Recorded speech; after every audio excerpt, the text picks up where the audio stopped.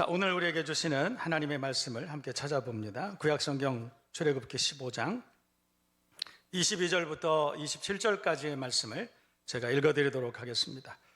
모세가 홍해에서 이스라엘을 인도하며 그들이 나와서 수르 광야로 들어가서 거기서 사흘 길을 걸었으나 물을 얻지 못하고 마라에 이르렀더니 그곳 물이 써서 마시지 못하겠으므로 그 이름을 마라라 하였더라.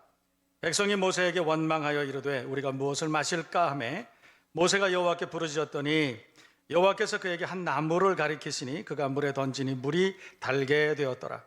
거기서 여호와께서 그들을 위하여 법도와 율례를 정하시고 그들을 시험 하실세 이르시되 너희가 너희 하나님 나 여호와의 말을 들어 순종하고 내가 보기에 의를 행하며 내 계명에 귀를 기울이며 내 모든 규례를 지키면 내가 애굽 사람에게 내린 모든 질병 중 하나도 너희에게 내리지 아니하리니 나는 너희를 치료하는 여호와임이라. 그들이 엘림에 이르니 거기에 물샘 12과 종려나무 70그루가 있는지라. 거기서 그들이 그물 곁에 장막을 치니라. 아멘. 그날이 곧 옵니다. 제목으로 우리가 은혜를 함께 나누도록 하겠습니다. 여러분, 셀피라고 하는 단어 아시죠? 유럽이나 미국 가면 셀카보다는 셀피라는 단어를 더 많이 씁니다. 셀피라는 말 많이 쓰고 있습니다.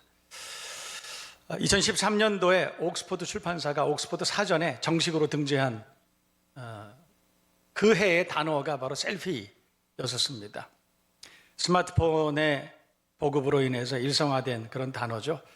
셀카 많이 찍습니다. 특히 이제 우리 청소년들, 청년들은 셀카 거의 중독이지 않을까, 그런 생각이 들 정도로. 음식점에 가서 주문한 음식이 나오면 우리는 제일 먼저, 나이 들은 사람은 젓갈부터 딱 드는데 이 친구들은 사진부터 찍고 봅니다. 찍고 또 이렇게 찍고, 그리고 나서 그것을 이제 인스타그램이나 또 자기 SNS 계정 같은 데 막 올려서 공유하고, 나 이런 거 먹었어.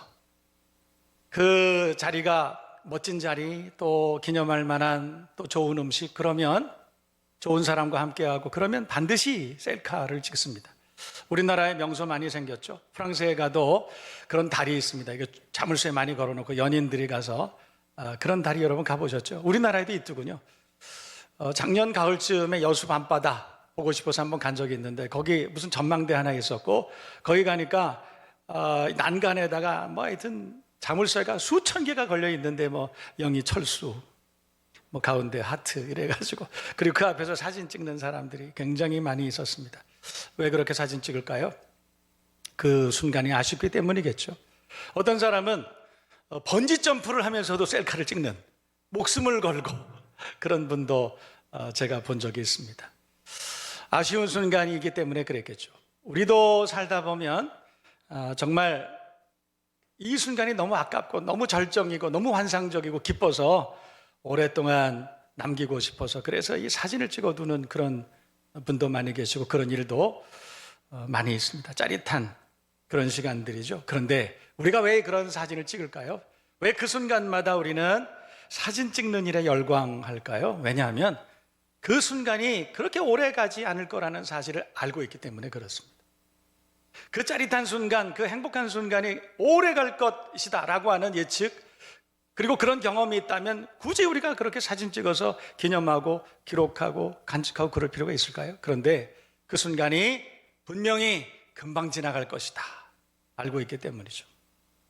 여러분, 오늘 우리가 함께 성경을 함께 나눕니다. 이 성경 본문에도 그런 비슷한 일들이 있었던 것 같습니다. 여러분, 이스라엘 백성들에게 그 역사 가운데 그들에게 만약에 스마트폰을 줬다면 셀카를 찍고 싶어 하는 그런 장면이 언제였을까요? 저는 아마도 그때였을 것이다. 이스라엘 백성들이 이집트에서 400년 혹은 430년 동안 종살이를 했습니다. 억압을 받았죠. 얼마나 슬픈 세월이었겠습니까? 그런데 오늘 하나님께서 하나님의 사람 모세를 보내주셔서 그곳에서 엑소더스하게 해주신 거예요. 탈출하게 해주신 것입니다. 그런데 탈출을 하는 것까지는 좋았는데 앞에 홍해바다가 있는 거예요. 엄청난 장애물이죠. 사람의 힘으로는 도저히 해결할 수 없는 그런 문제에 부딪혔습니다. 그런데 놀라운 일이 생긴 것입니다. 모세가 지팡이를 그 물에다 갖다 대니까 그 물이 갈라져 버린 거예요. 어마어마한 장엄한 광경이 눈앞에 펼쳐져 있었을 거예요. 그때 셀카를 찍지 않았을까? 얼마나 기뻤을까요? 모든 이스라엘 백성들이 그곳에 자녀들을 데리고 짐을 바리바리 다 싸고 양을, 염소를, 소를 이끌고 그 엄청난 대군이, 그 엄청난 사람들이 그 갈라진 홍해 바다 사이를 지나갑니다. 광경이죠. 그야말로 스펙타클한 그런 광경이었을 것입니다. 그것뿐만이 아니죠. 그 엄청난 사람들이 그 바다를 다 건너갔을 때 애굽이 추격합니다. 군사들이 추격을 합니다. 그럴 때 그 백성들이 다 그 바다를 건넌 다음에 그 쌓였던 물이 다시 합쳐지면서 자신들을 위협했던 그 애굽 군사들이 수장되는 어마어마한 광경을 본 거예요. 셀카로 찍고 싶지 않았을까요? 여러분, 그 흥분과 짜릿한 그 절정을 맛본 이스라엘이 오늘 성경을 보면 그 뒤로 하나님의 약속을 믿고 그리고 감사한 마음으로 그들이 하나님이 약속하신 땅을 향해서 행진하고 있습니다. 오늘 성경을 보니까 그들이 3일 길 좀 갔다. 얼마쯤 될까요? 만약에 아이들을 다 데리고 짐을 바리바리 다 싸고 양, 염소 그리고 소떼를 이끌고 그 백성들이 만약에 행진을 했다면 그 광야 하루에 얼마쯤 갈 수 있었을까요? 보통 사람들이 그냥 천천히 걸으면 1시간에 3km 정도, 보통 남자들이 걸으면 4km에서 5km 정도, 군인들은 한 6km, 7km. 생각해보면 하루 종일 행군을 했다면 아마도 한 20km쯤을 가지 않았을까. 3일 길이라면 아마 6, 70km쯤, 그렇게 먼 거리는 아니었을 것 같습니다. 그런데 이 이스라엘 백성들이 출애굽한 다음에 그분들이 광야를 행진하면서 무슨 생각을 했을까? 어제 봤던 그 엄청난 광경, 그 엄청난 역사, 세상에 우리 사람들의 논리, 사람들의 상식으로는 도대체 이해할 수 없는 하나님의 놀라우신 기적 같은 은혜, 그것을 경험하면서 아마도 그 길을 걸으며 우리 여호와 하나님은 위대하신 하나님이라고 여러분 그렇게 하면서 하룻길, 이틀길을 아마 걸어가고 있었을 거예요. 그런데 여러분, 사막을 걸어가면서 제일 필요한 게 뭘까요? 많은 것들이 있을 겁니다. 그러나 그 중에서 물 아니었겠습니까? 식수 아니었겠어요? 그러나 광야에는 식수가 거의 없습니다. 그 수많은 사람들이 마실 물이 없었던 거예요. 하루가 지나고 이틀이 지나면서 오늘 성경을 보면 그분들이 불평을 하기 시작했다. 여러분, 그 짜릿한 순간, 그 감격의 순간, 그것이 이렇게 오래 가면 좋겠는데, 그런데 그 순간은 그렇게 오래 가지 않았다. 그때부터 오늘 성경을 보면 백성들이 원망하기 시작했다. 성경은 그렇게 말씀하고 있습니다. 24절 말씀이죠. 하나님을 원망하고 지도자를 원망하고 자신들의 처지를 원망하고 심지어 가족들끼리 다툼도 있었지 않을까?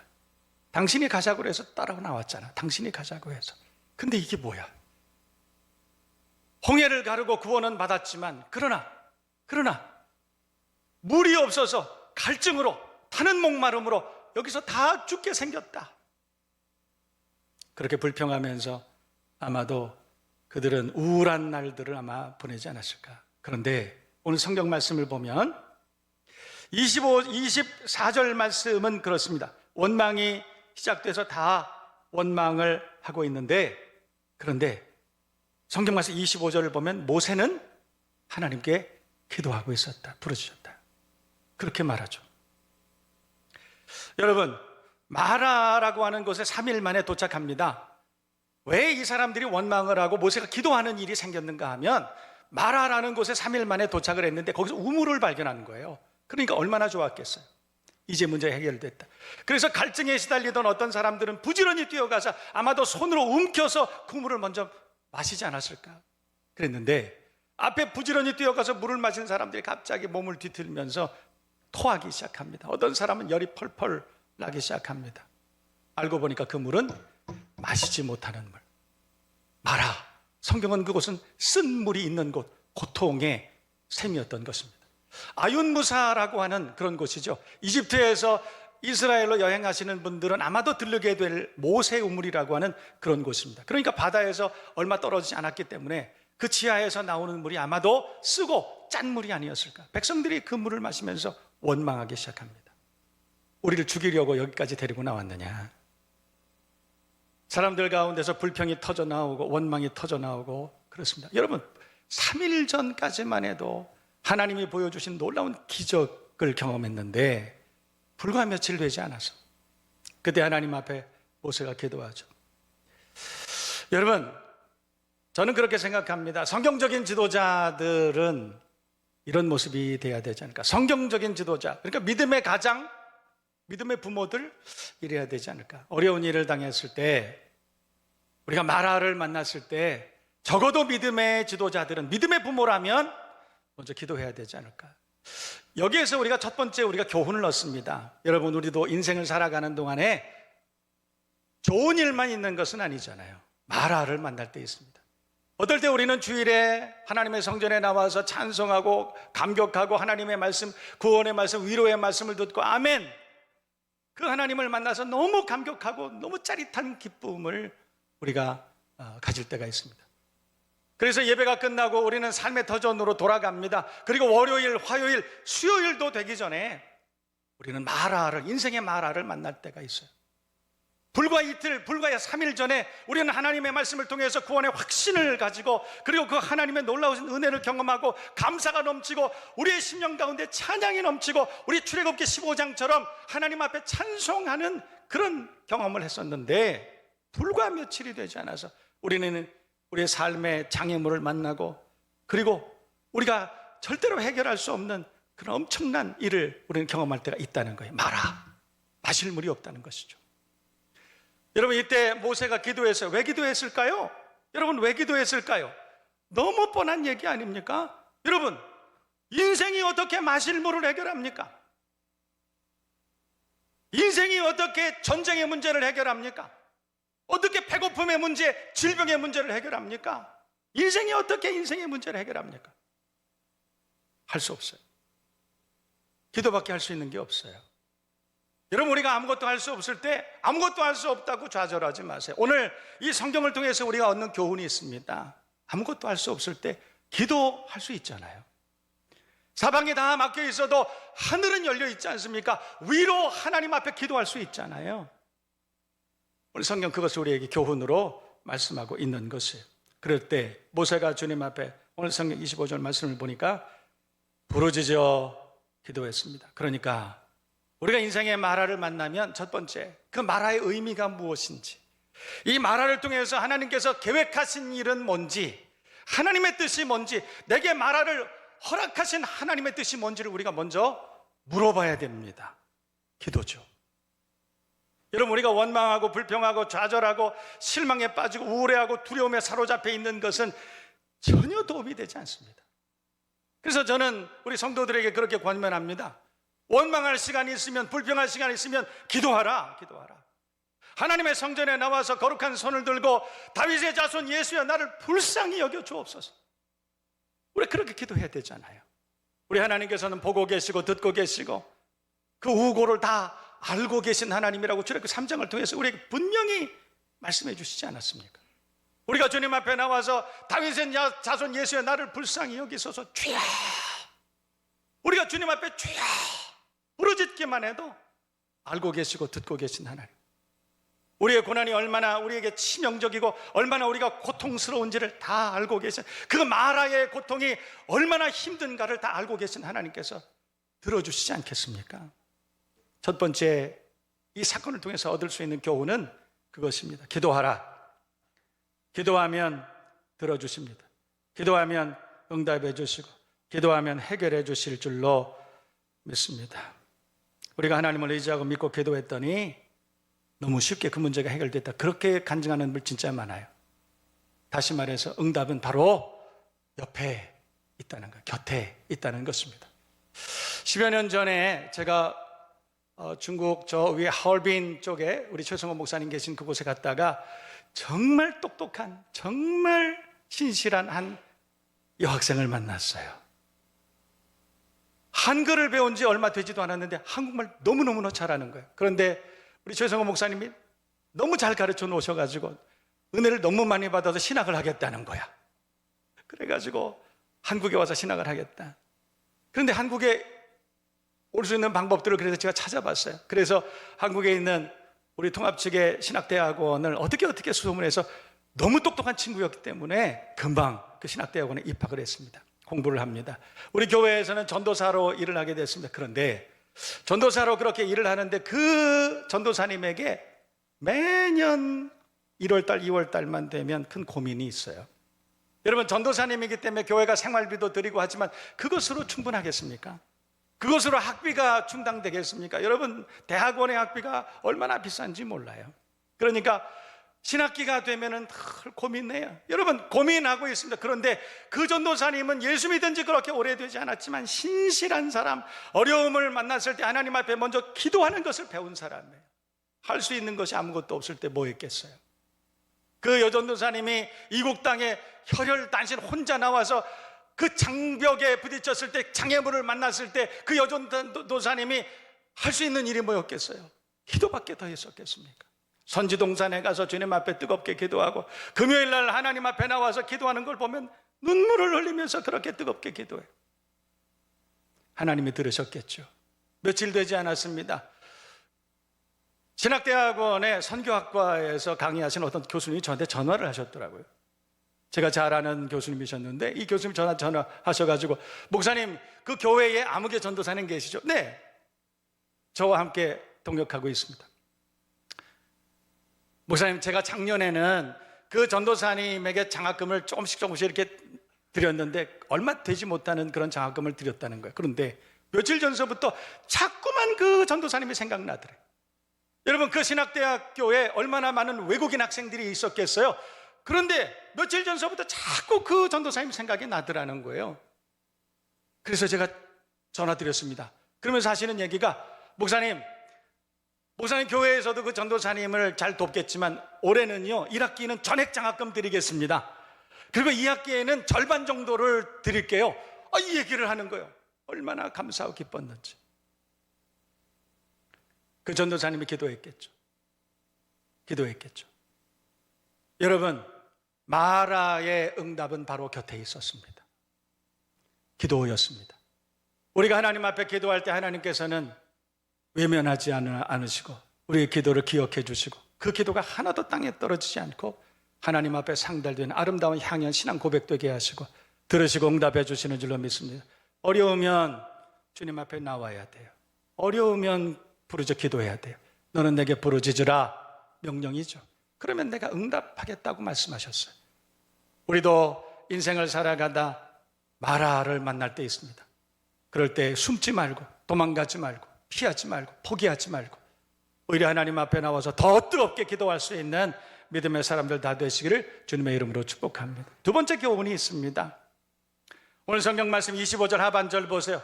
거기서 여호와께서 그들을 위하여 법도 윤례를 정하시고 그들을 시험하실세. 26절 보세요. 주목하세요. 이르시되 너희가 너희 하나님 나 여호와의 말을 들어 순종하고 여러분, 그렇습니다. 우리가 인생의 마라를 만났을 때 그 고통을 극복하기 위해서 할 수 있는 일들이 있는데, 첫 번째는 기도입니다. 두 번째는 위기 가운데 주신 하나님의 말씀에 순종하는 결단이 있어야 돼요. 아무리 어려운 일이 있어도, 아무리 우리가 심각한 마라를 만난다 할지라도 우리가 그 하나님의 말씀에 여전히 순종할 것이다. 그것을 결단하기만 하면 우리 하나님도 우리를 여전히 돌봐 주실 것입니다. 그러니까 이 마라는 순종의 시험이 아니었을까, 그런 생각이 듭니다. 이 마라를 하나님께서 예비해 두시고 그 과정을 경험하게 하시면서 너희라도 예수 믿을래? 너희라도 그 믿음 변치 않고 너희라도 그 신앙의 자리를 지킬래? 그 물어본 것이에요. 오늘 성경은 그것입니다. 위기 가운데 하나님께서 이스라엘을 이집트에서 구원해 내셨습니다. 왜 구원해 내셨을까요? 하나님께서 왜 이집트에서, 애굽에서 이스라엘 백성도 구원해 내셨을까요? 왜냐하면 그곳은 하나님의 말씀을 순종하며 살기에 너무 나쁜 토양이었기 때문에. 그래서 하나님께서는 하나님의 말씀에 순종하며 하나님을 예배하고 살 수 있는 새하늘과 새 땅을 바라보며 하나님 앞에 기도할 수 있는 가나안을 이스라엘에게 지정하시고 그곳을 향해서 행진하게 하셨던 것입니다. 그러니 그 땅에 이르기 전까지 하나님께서는 순종이라고 하는 과목을, 그 레슨을 정하시고 그 과목에 성공하기를, 그 과목에 패스하기를 하나님 기대하셨던 것이죠. 백성들은 그것을 알지 못했어요. 그래서 원망했습니다. 그러나 하나님께서는 모세를 통해서 하나님 말씀을 주시면서 순종하라. 그러면 하나님께서 약속하신 그 땅에 순적히 이루게 될 것이다. 여러분, 시험을 어려워하는 학생들은 있습니다. 시험 때문에 고통당하는 학생들은 있습니다. 그렇지만 시험이 필요 없다고 말하는 학생들은 없습니다. 왜냐하면 시험을 통해서 자신의 약점과 자신의 단점을 발견하게 되고 그것을 발견하고 보완하고 더 온전해지고 더 단단해지기 때문에 그렇습니다. 마라는 하나님이 예비하신 은혜로운 시험이었죠. 여러분, 우리도 간혹 인생을 살아가다가 마라를 경험할 때 있습니다. 인생의 마라를 지날 때 있습니다. 여러분, 힘내세요.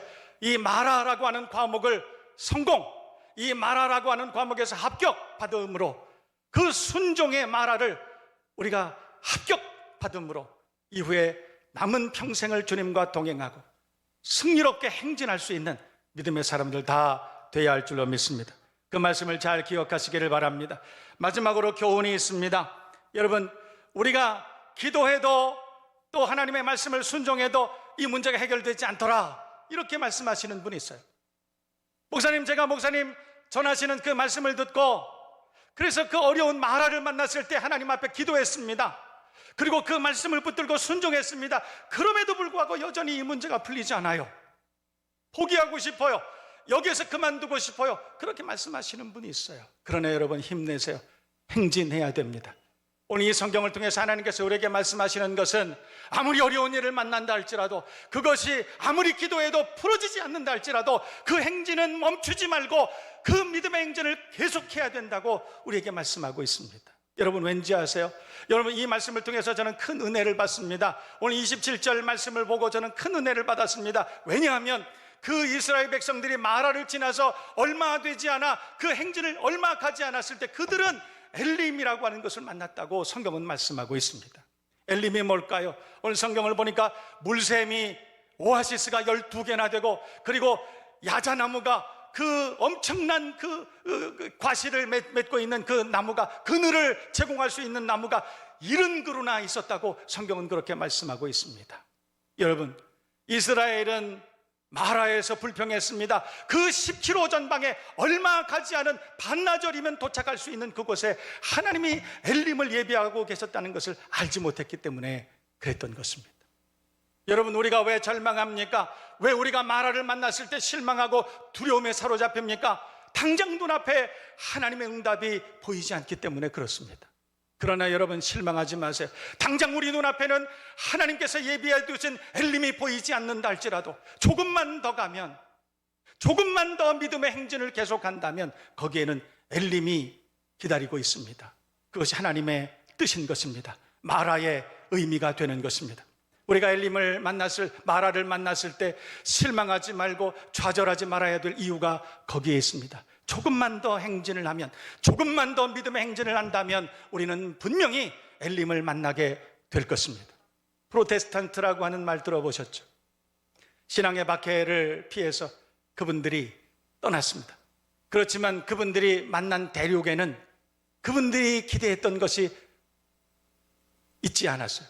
거기에는 여전히 가난과 질병과 전쟁과 그런 위험들이 있었습니다. 낮에는 더위, 밤에는 추위, 엄청난 위험이 있었습니다. 그런데 그분들은 실망하지 않습니다. 서로 그분들이 서로 위로했다는 말이 있습니다. 제일 좋은 것은 아직 오지 않았다. 서로에게 그렇게 격려했다는 말이 있습니다. 원조죠. 제일 좋은 것은 아직 오지 않았다. 여러분, 우리가 마라를 만날 때 있습니다. 어려움에 빠질 때 있습니다. 포기하고 싶을 때 있습니다. 여러분, 그럴 때 여러분 자신에게 그렇게 한번 말해 보시겠습니까? 제일 좋은 것은 아직 오지 않았다. 그날이 반드시 올 것입니다. 우리 주변에 어려움을 당하는 사람들이 있습니다. 믿음의 행진을 계속하지만 그러나 그 문제가 잘 해결되지 않아서 그것 때문에 시험에 들고, 그것 때문에 포기하고 싶고, 그것 때문에 절망하는 사람을 만날 수 있습니다. 찾아가서 말씀해 주세요. 아직 제일 좋은 것은 아직 오지 않았습니다. 그날은 반드시 올 것입니다. 당장 우리 눈앞에 보이지는 않지만 하나님이 엘림을 우리 앞에 예비해 두셨을 것입니다. 오아시스입니다. 환상의 오아시스가 우리 앞에 놓여 있습니다. 그리고 종려나무 70주가 우리를 기다리고 있을 것입니다. 우리가 기도하고 하나님의 말씀에 순종하고 그리고 그 믿음의 행진을 계속할 수만 있다면 우리는 반드시 그날을 보게 될 것입니다. 믿음으로 승리할 수 있는 저와 여러분 모두가 되시기를 주님의 이름으로 축원합니다.